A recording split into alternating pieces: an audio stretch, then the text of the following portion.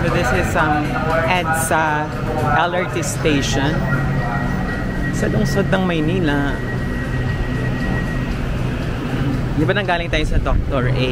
Santos, Sukat, Parañaque.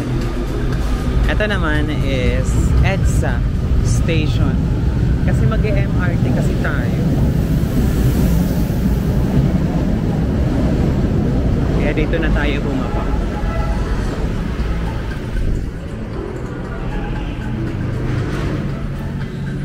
Sobrang iba niya dun sa mga bagong station, no? Sobrang bago. Ito kasi medyo luma na talaga siya.